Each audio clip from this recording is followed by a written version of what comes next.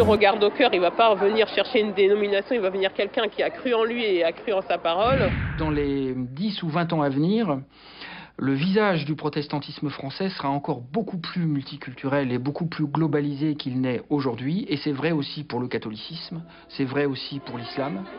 Les flux migratoires vers l'Europe et vers la France ne s'arrêteront pas. On parle d'églises issues de l'immigration. Ce sont des églises constituées de personnes issues de l'immigration, donc migrantes elles-mêmes, ou alors avec aussi les deuxième, troisième générations, donc de personnes nées en France.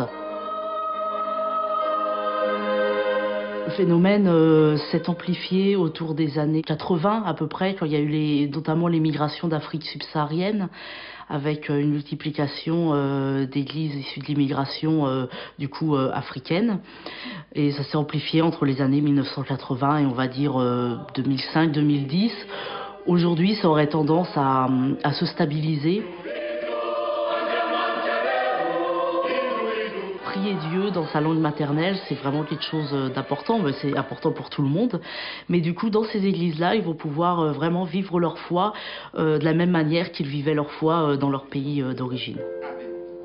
Le fait que les personnes issues de l'immigration puissent trouver leur place dans leur église, prendre des responsabilités, c'est facteur aussi d'intégration dans la vie après sociale.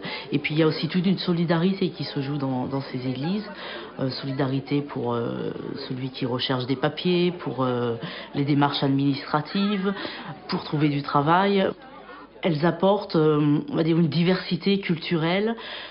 Elles permettent aussi d'annoncer l'évangile dans des lieux où les églises françaises ne vont pas forcément, dans certaines zones de banlieue. Elles investissent dans des lieux et elles ont une évangélisation très forte. Surtout les personnes africaines ou antillaises témoignent beaucoup de leur foi. On ne peut pas prévoir l'avenir de ces églises.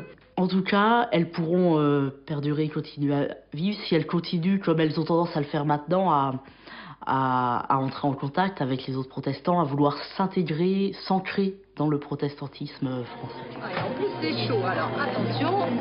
Plurielles et diverses, les familles du protestantisme français ont malgré tout un socle de valeurs communes, tout particulièrement en matière sociale et politique.